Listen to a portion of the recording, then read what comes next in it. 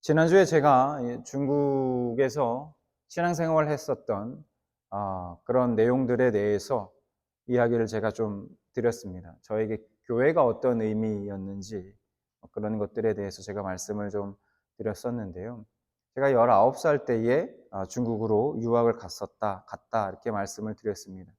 제가 95년도 그러니까 고등학교 시절이었습니다. 95년도에 어느 날 우연히 자주 보던 이제 지도였는데 세계 지도를 이렇게 보다가 왜 그랬는지 그날은 왜 그런 생각이 들었는지 모르겠지만 이 중국 밑에 조그맣게 붙어 있는 우리 대한민국의 그 지도를 이렇게 보고 왜 그랬는지 모르지만 이런 생각이 들었습니다. 야, 진짜 내가 우물한 개구리구나 하는 생각이 들었습니다.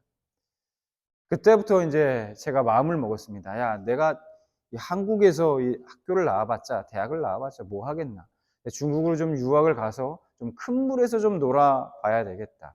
그런 마음을 좀 먹게 됐습니다. 그런 거였습니다. 이렇게 생각해 보면 그때 그런 생각을 했던 것 같아요. 저 13억이나 넘는 그런 사람들에게 인구 한 사람 한 사람에게 껌 한 통씩만 팔아도 얼마일까? 뭐 이런 생각을 좀 지금 생각해보면 조금 터무니없는 생각이기도 한데 어쨌든 그런 생각을 좀 했었던 것 같습니다. 그 당시에 제가 예수를 믿지 않았었던 이제 저였기 때문에 돈을 너무 많이 벌고 싶었습니다. 돈을 많이 벌고 싶었던 이유가 있었는데 저 혼자 뭐 잘 먹고 잘 살자 이런 게 아니었고 돈을 많이 벌어서 좀 어려운 이웃을 돕고 살고 싶다라는 생각이 좀 있었습니다. 저에게. 특히나 이제 고아들을 비롯한 이 가난한 아이들을 위해서 내가 뭔가를 좀 이바지했으면 좋겠다. 무엇인가 좀 도움이 되고 싶은 삶을 살고 싶다. 그런 생각을 했습니다. 저의 고등학교 시절에서 제게 가장 큰 이제 고민이 하나 있었는데 왜 그런 고민을 갖게 됐는지도 모르겠습니다. 뭔가 질풍노도의 시기여서 그랬는지 모르겠지만 인간이 어떻게 사는 것이 가장 잘 사는 것일까? 정말 잘 살았다 얘기할 수 있는 걸까? 인간답게 보람있게 사는 것일까? 사람이. 그게 저한테 있어서는 가장 큰 고민이었습니다. 어차피 모든 인간들은 이 땅에 태어난 인간들은 한 번 죽는데 그 주어진 유한한 시간 가운데 어떻게 사는 게 진짜 잘 사는 걸까? 잘 살았다고 얘기할 수 있는 걸까? 내가 눈을 감는 그 순간에 그래도 내가 참 삶을 그래도 나름 잘 살았구나 하는 생각이 들 수 있을까? 이게 이제 저의 가장 큰 고민이었습니다. 조금은 철학적인 고민이기도 했는데 그런 고민을 했습니다. 여러분 제가 그 고민 끝에 찾은 답이 무엇인지 아십니까?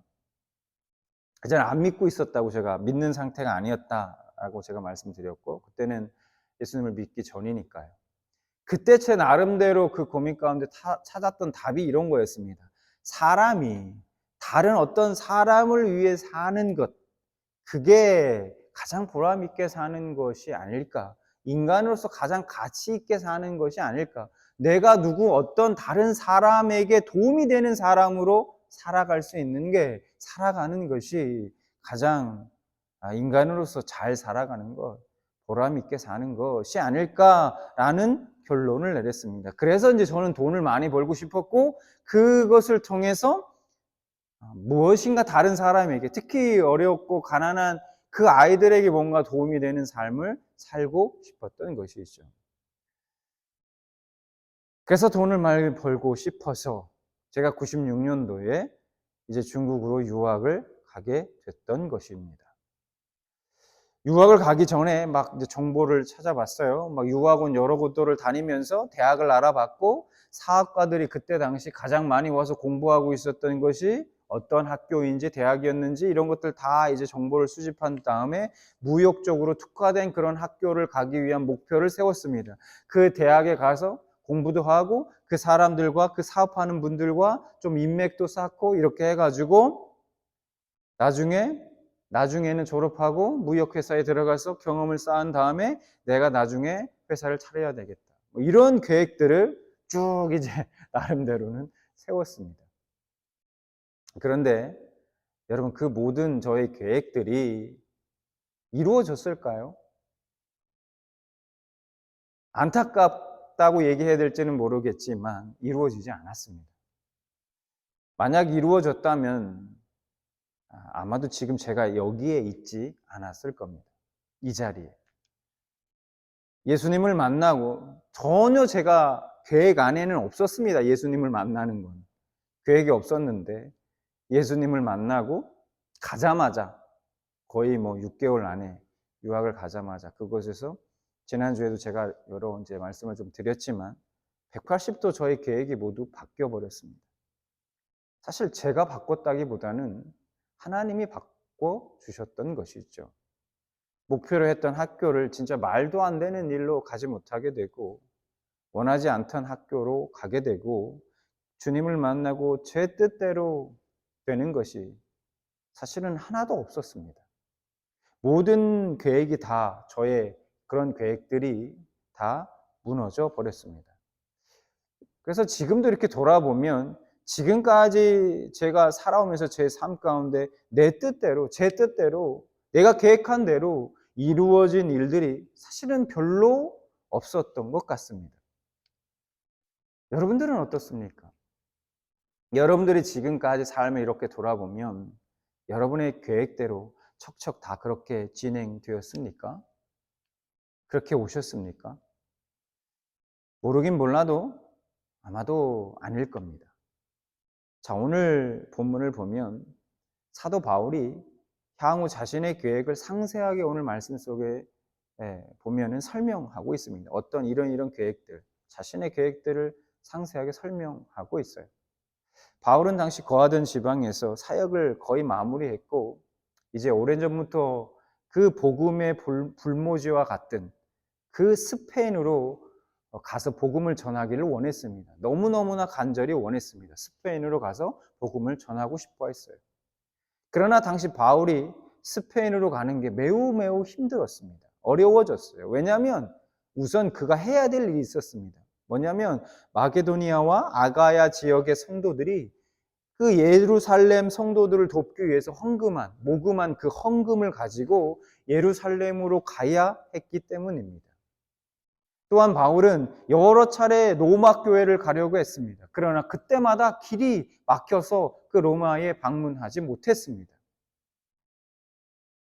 그 이유 중에 하나는 복음이 채 들어가지 못한 지역으로 가서 복음을 전하는 것이 더 시급했기 때문입니다.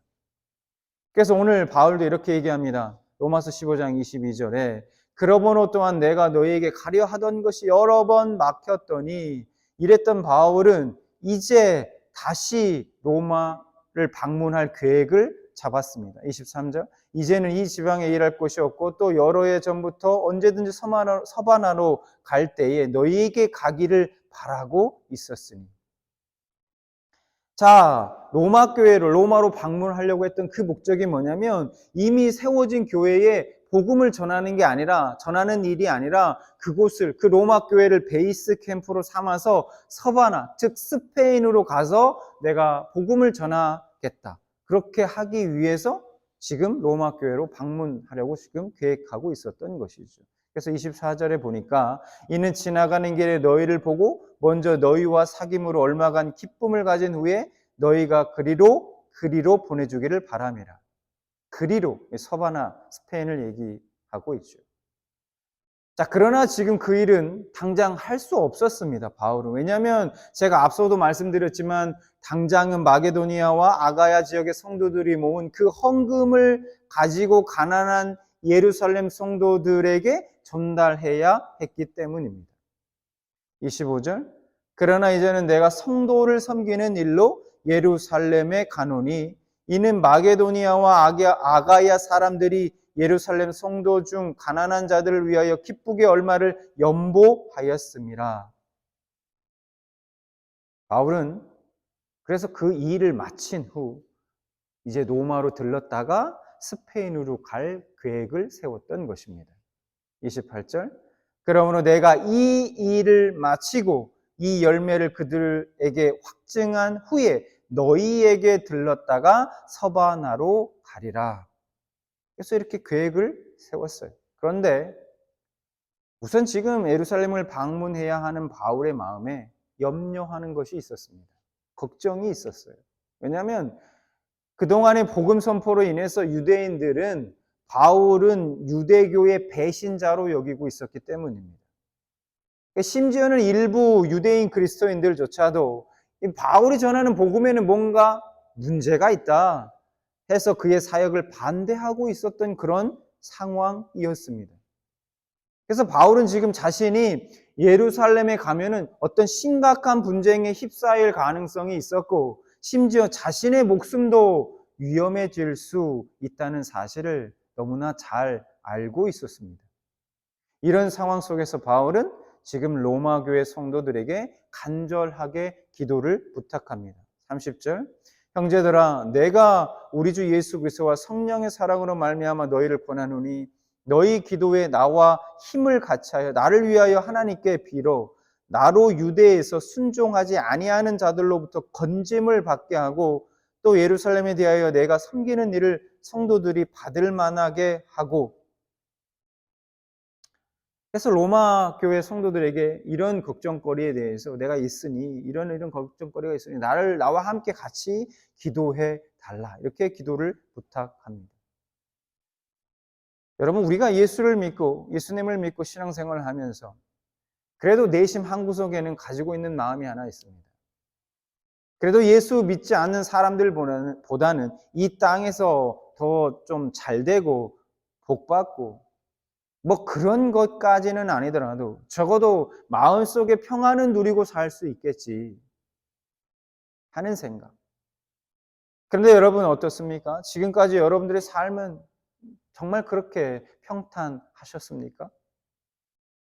하나님의 일을 하면서도 마찬가지입니다. 하나님이 맡겨주신 일, 그 사명이니 모든 것이 당연히 순조롭게 진행되겠지. 이건 하나님의 일이니까. 우리 생각에는 하나님의 일이라면 당연히 그래야 될 것 같습니다. 그러나 하나님의 일조차 그렇지 않은 경우가 훨씬 더 많더라는 것입니다. 오늘 바울의 사역을 보면 그것을 잘 알 수 있습니다. 오늘 본문을 보면 바울은 세 가지의 계획을 가지고 있었어요. 우선 로마로 가려고 했습니다. 로마 교인들을 격려하는 뜻도 있지만 사실은 그곳을 베이스 캠프로 삼고 스페인으로 가가지고 거기서 복음을 전하기 위함이었어요. 다음은 두 번째는 안전한 예루살렘 방문을 원했습니다. 그러나 마게도니아와 아가야의 성도들의 헌금을 가지고 가면서도 마음이 너무너무나 무거웠습니다. 왜냐하면 예루살렘은 그를 잡아먹으려고 하는 사람들이 칼을 갈고 있었기 때문이죠. 그래서 로마 교회 성도들에게 지금 기도를 부탁하고 있습니다. 마지막으로 세 번째는 바울은 로마에 가면 기쁨으로 교인들을 만나고 그들과 교제하면서 좀 쉬려고도 했습니다. 그래서 32절 이렇게 말씀하고 있어요. 나로 하나님의 뜻을 따라 기쁨으로 너희에게 나아가 너희와 함께 편히 쉬게 하라. 그러니까 바울도 좀 로마 교회에 가서 그 성도들과 같이 교제하면서 기쁨으로 교제하면서 좀 쉬고 싶다. 약간 좀 쉼을 가져야 되겠다라는 그런 계획도 있었던 거예요. 하지만 무엇 하나 바울의 뜻대로 되는 것은 하나도 없었습니다. 기도 부탁까지 했건만 역시 예루살렘의 대적자들은 바울을 발견하고 그를 죽이려고 했습니다. 마찬가지로 로마로 가서 쉬기는커녕 오히려 옥에 갇혀 신문을 받고 마음이 편할 날이 없었습니다. 무엇보다도 그가 그토록 염원하던 스페인행, 복음을 전하고자 했던 그 스페인행은 영영 좌절되고 말았습니다. 여러분, 바울이 어떤 사람입니까? 하나님께서 이방인의 사도를 부름받고 세 차례에 걸쳐 전도 여행을 통해서 그 지중해 주변의 여러 나라들에게 복음을 전했습니다. 그가 가는 곳곳마다 교회 공동체가 세워졌어요. 신실한 목회자, 탁월한 신학자, 그리고 전 세계의 선교의 문을 연 개척자, 그가 바로 바울이었습니다. 그러나 우리가 그의 행적을 쫓아가다 보면 알게 되는 한 가지가 있다는 거예요. 그것은 하나님이 택하신 위대한 사도였던 그도 그의 모든 일들이 자신이 계획한 대로 된 것이 아니었다는 것입니다. 자신을 위한 일들도 아니었어요. 자신에게 무슨 득이 되는 것들도 그런 계획들도 아니었습니다. 하나님의 일을 하는데도 계획대로 되지 않았다는 거예요. 그가 의도한 대로 성공한 것보다는 오히려 실패한 것이 더 많았습니다. 그럼에도 불구하고 사도 바울은 지치지 않았다는 사실이죠. 결코 실망하지 않았습니다. 그리고 계속해서 자신의 사명을 감당했습니다. 궁금합니다. 어떻게 그럴 수 있었을까? 바로 그의 마음에 예수 그리스도가 있었기 때문입니다. 일평생 그가 주님의 일에 헌신할 수 있었던 그 동력은 예수 그리스도의 용서와 그 측량할 수 없는 사랑이었던 것이죠. 그의 마음에 예수 그리스도의 사랑이 그를 끝까지 사명의 길로 걸어가게 한 것입니다. 마찬가지로 우리의 인생도 우리의 계획대로 되는 것이 아니죠. 우리의 계획대로 되는 것이 차질 없이 진행되는 것이 아니더라는 거예요. 우리는 나를 향한 하나님의 뜻과 계획이 무엇인지 솔직히 잘 모릅니다. 우리는 그저 우리의 소망대로, 내가 계획한 대로, 내가 원하는 대로 모든 것이 이루어지길 바랄 뿐이죠. 하지만 결과는 그렇게 되지 않을 수도 있다는 사실입니다. 우리는 그것을 먼저 인정해야 합니다. 우리가 바울의 삶을 통해 또 한 가지 알 수 있는 사실은 모든 것이 바울의 뜻대로 되지는 않았을지는 모르지만 그렇다고 그것이 하나님의 계획이 실패했거나 좌절된 것은 아니었다는 겁니다. 비록 바울의 예상대로 응답한 것은 아니지만 사람이 상상할 수 없는 그 놀라운 방법으로 하나님은 바울을 인도해 가시더라는 거예요. 하나님의 섭리는 절대로 꺾이지 않는다라는 것입니다. 하나님의 일은 하나님께서 하십니다. 제가 여러분에게 묻고 싶은 것이 있습니다. 여러분에게 있어서 그 신앙의 근본적 동기가 무엇입니까? 예수 그리스도의 십자가의 그 은혜와 사랑입니까? 아니면은 기브 앤 테이크입니까? 즉 내가 신앙한 만큼, 내가 하나님을 신앙한 만큼 무엇인가 주어질 것이라는 생각, 그 기대 때문이냐는 겁니다. 우리는 때로는 알게 모르게 경제적 관념으로 예수님을 바라보기도 합니다. 하나님을 믿으면 나에게 무엇이 득이 되는가를 생각하기도 한다는 겁니다. 여러분, 우리는 왜 기도하면서 때로는 지치고 실망할까요? 아니, 우리는 어려운 일이 있어도 때로는 왜 기도하지 않을까요? 기도의 자리로 나아가지 않을까요? 왜 하나님 앞에 헌신된 삶을 살지 못할까요? 혹시 신앙에 있어서 득과 실을 따지기 때문 아닐까 하는 겁니다. 만약 주일 예배를 빠지지 않고 드리면 내 눈앞에, 내 삶에 당장 엄청난 복이 내 삶 가운데 막 주어진다면 어떨까요? 내가 하나님께 11조를 드리고 헌금을 하는 대로 하나님께서 바로바로 몇십 배, 아니 몇백 배의 물질로 바로바로 갚아주신다면 그걸 내가 경험한다면 어떨까요? 내가 하나님 앞에 기도하면 내가 기도하는 대로, 내가 원하는 대로 바로바로 다 이루어진다면 여러분 기도할까요? 안 할까요? 예배하지 말라고 해도 11조 헌금하지 말라고 해도 기도하지 말라고 해도 그렇게 말려도 할 것입니다. 그러지 않을까요? 우리는 내게 이익이 되는 대로 내 뜻대로 돼야 합니다. 그래야 성에 차요. 심지어 하나님조차 내 뜻대로 움직여 주셔야 합니다. 여러분 만약에 바울이 이런 신앙, 이런 믿음을 가지고 있었다면 그가 끝까지 자신에게 주어진 사명을 감당할 수 있었을까요? 히브리서 11장은 일명 우리가 믿음의 장이라고 불리죠. 믿음이 무엇인지에 대해서 우리에게 말씀해 주고 있습니다. 여러 믿음의 선진들의 사례를 들어서 우리에게 그 믿음을 설명해 주고 있어요. 그래서 예를 들면 11장 33절과 34절 보면 이렇게 말씀하고 있어요. 그들은 믿음으로 나라들을 이기기도 하며 의를 행하기도 하며 약속을 받기도 하며 사자들의 입을 막기도 하며 불의 세력을 멸하기도 하며 칼날을 피하기도 하며 연약한 가운데서 강하게 되기도 하며 전쟁에 용감하게 되어 이방 사람들의 지인을 물리치기도 하며 사자들의 입을 막기도 하며 불의 세력을 멸하기도 하며 누가 떠오르십니까? 다니엘의 세 친구가 떠오릅니다. 이런 말씀을 보면 우리는 이런 생각이 들 수 있어요. 아, 그래. 역시 자신의 신앙을 믿음을 끝까지 지켰더니 하나님께서 이렇게 멋지게 역사해 주시는구나. 갚아 주시는구나. 그럼 그렇지. 그러면 여러분 이런 말씀은 어떻습니까? 36절, 37절.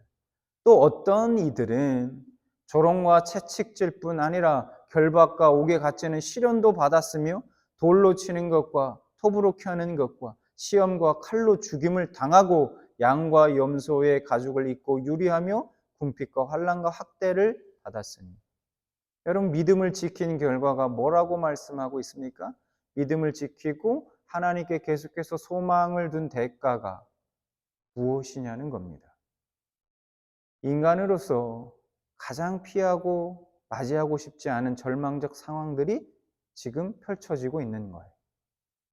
이렇게 순교당한 이들은 자신들의 삶에 이런 계획이 들어 있었을까요? 없었을 겁니다. 원치 않았을 거예요. 내가 생각하는 그 하나님의 역사하심이 이 말씀 속에 있습니까? 여기에 있습니까? 세례 요한이 자신의 신앙과 믿음을 지키며 그토록 열심히 그리스도의 길을 예비한 대가가 여러분 무엇입니까? 무엇인지 아십니까? 뭐죠? 머리가 잘려 죽은 것이었습니다. 여기에 우리가 생각하는 우리의 신앙과 우리의 믿음의 대가가 있습니까? 하나님의 역사하심이 있냐는 말이죠. 우리가 하나님을 믿는다고 할 때에 그 믿음이라는 것은요, 절대로 내 뜻대로, 내 계획대로 내 삶이 이루어지는 그런 믿음을 말하는 것이 아닙니다. 제가 2019년 3월에 우리 평안교회 담임을 맡게 되었습니다. 맡고 여러 가지 교회에 대한 계획들을 막 세웠습니다. 기도하면서 그래도 여러모로 조금 더 성장하는 우리 평안교회를 기대하면서 여러 가지 계획들을 세웠고 또 그것들을 이루어지기를 꿈꿨습니다. 근데 갑자기 같은 해에 11월에 코로나 사태가 터지게 되었죠. 모든 계획들이 제가 계획했던 것들이 다 멈춰버리고 말았습니다. 그때 솔직히 실망도 되고 어떻게 해야 하나 정말 막막한 생각이 들었던 것이 사실입니다. 아, 참 모든 게 내 계획대로 내 뜻대로 되지 않는구나 하는 생각이 정말 많이 들었던 것 같습니다. 저만 그랬을까요? 아닐 겁니다. 많은 목사님들이 그때 그런 생각을 하지 않았을까. 그리고 어쩌면 오늘 말씀 속 사도 바울도 당시 그런 생각을 아마 한 번쯤은 해보지 않았을까. 그러나 그럼에도 제가 말씀을 통해 깨달아 굳게 믿고 확신하고 있는 한 가지는 하나님의 이 일은 하나님이 하신다라는 것입니다. 여러분 그러면 됩니다. 결국 하나님의 일이 이루어지면 되는 것이죠. 내 뜻이 아니라 내 계획이 아니라 하나님의 뜻이 이루어지면 되는 것입니다. 여러분 우리가 세상을 상대할 때 이 세상에 살아가면서 이 세상을 상대할 때 give and take 정도의 그런 믿음 갖고는 절대로 세상을 이길 수 없습니다. 우리의 신앙을 지킬 수도 없습니다. 어림없습니다. 요즘 전쟁 때문에 세계 경제가 정말 좋지 않습니다. 모든 상황들이 불확실합니다. 밴쿠버도 요즘 보니까 기름값이 말이 아니죠. 렌트비며 전체적으로 물가가 너무 올라서 정말 생활하기에 쉽지 않은 것 같습니다. 점점 팍팍해져만 가요. 요즘은 정말 이곳에서, 이 밴쿠버라는 이 도시에서 살아가고 있는 게 진짜 그것만으로도 은혜라는 생각이 듭니다. 근데 더 문제는 앞으로 어떤 일들이 벌어질지 예측이 안 된다는 겁니다. 우리는 코로나19 사태도 경험해 보지 않았습니까? 예측할 수가 없다는 거예요. 이런 상황 속에서 우리의 믿음의 사람들은 어떤 마음의 자세를 가지고 살아가야 할까? 우리 생각에는 정말 일어나지 말았으면 하는 일들 속에서조차도 결국은 하나님의 일은 하나님이 이루어 가신다라는 겁니다. 우리 모두 끝까지 그 하나님의 섭리를 바라볼 수 있는 믿음을 간직하기를 원합니다.